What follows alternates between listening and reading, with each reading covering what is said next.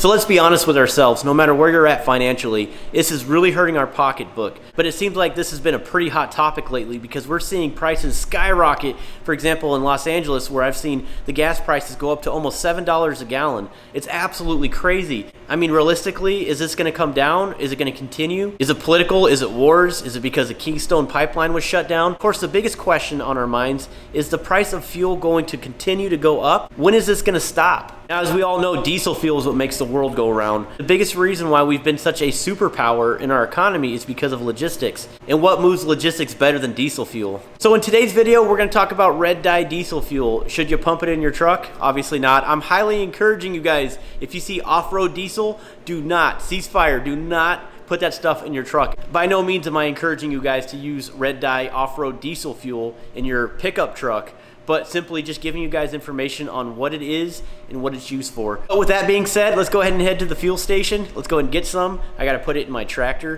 and then we'll go ahead and get to this video. Stay tuned.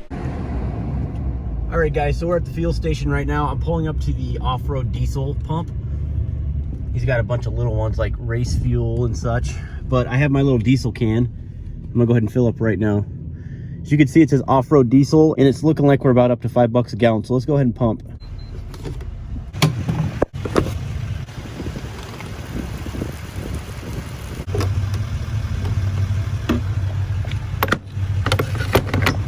All right, so I just prepaid $20, so we're about 4.5 gallons.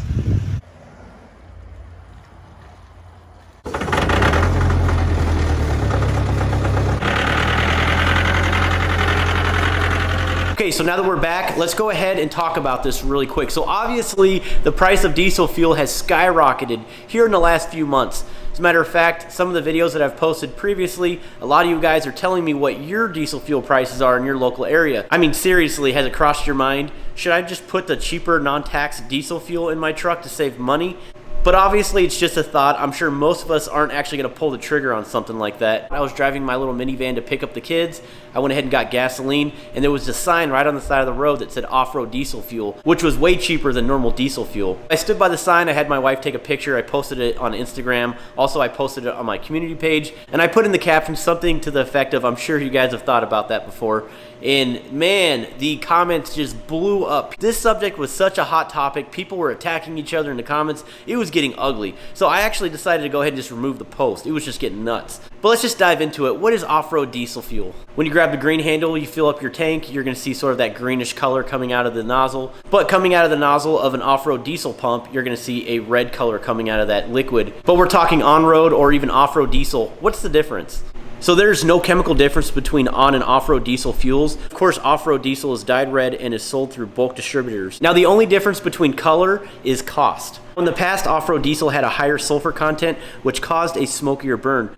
With changes in fuel specifications governed by the EPA gradually implemented in the beginning of 2008 and completely enacted in 2014, the two fuels are chemically identical except for the coloration. As the name implies, off-road diesel is for use by farms, agriculture use, industrial, and construction vehicles that do not travel on public roadways. Now, this is what makes the off-road diesel a little bit cheaper. It's not taxed. As stated before, obviously using the red dye diesel fuel in your truck that you actually drive on the road can cause a hefty fine. Non-tax diesel fuel uses are defined in both state and federal tax laws. While the federal laws are applicable in all states and territories, some specific uses may be permitted within individual states. Tax rates also vary from state to state, although federal taxes may stay the same across the board. The goal of increased regulations, off-road diesel is designed to reduce emissions control as part of the Clean Air Act.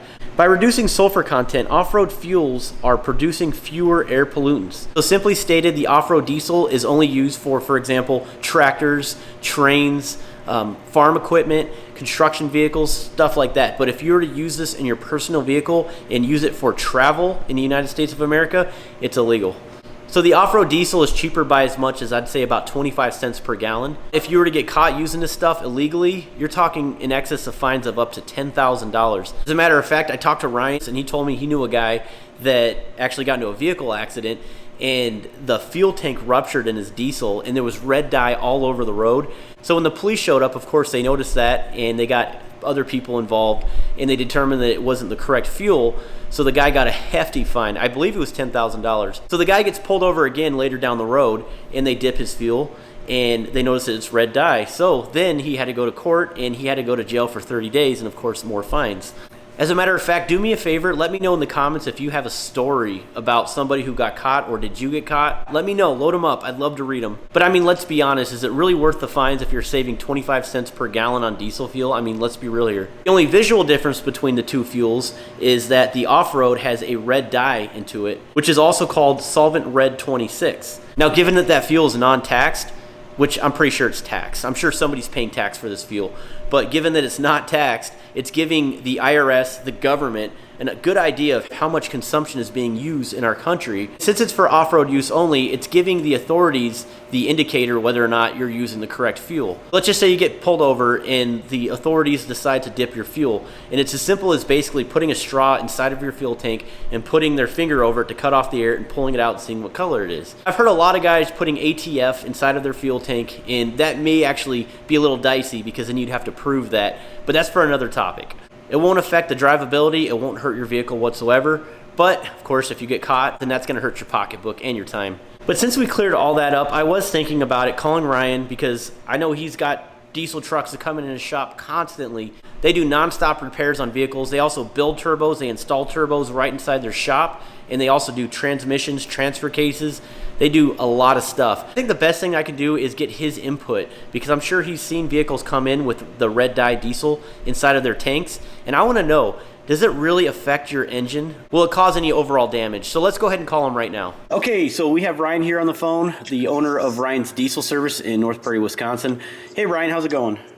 Good. How about yourself? Good. So, hey, listen, I know that you get a lot of vehicles that come in for repairs and such. Do you ever see anyone that fills up their vehicle with the off-road red dye diesel fuel? And does it affect, I guess, the way the vehicle runs, or is it a bad idea? Yeah, I mean, as far as that goes, we got a couple farmers that I know we've seen when we've got to go do fuel filter changes and that sort of thing. We'll see like a hint of red or something in there. So we know that guys are putting it in there.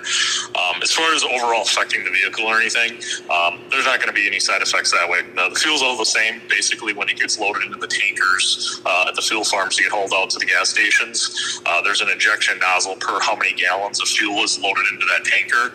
Basically, it just injects the dye in, so it gives you that red tint to it.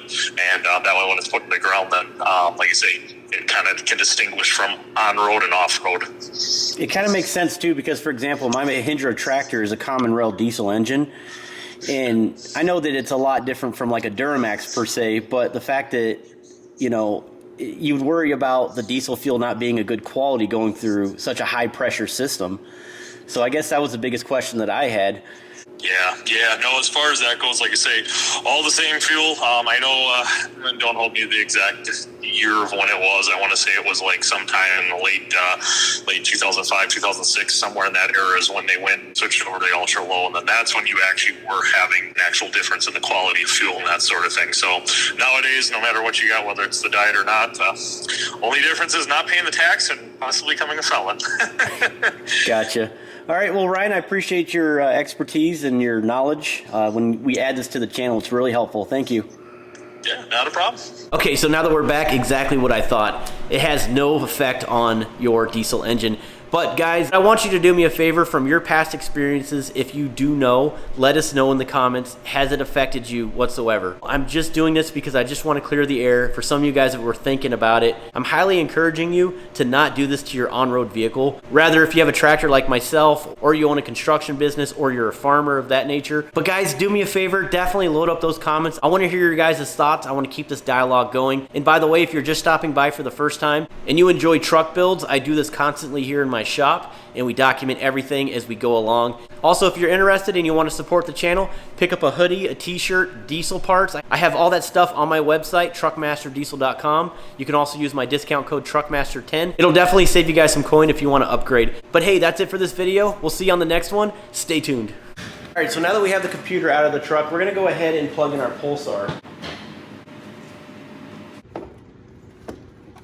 We're doing about 40 miles per hour. Let's just go ahead and flat foot it.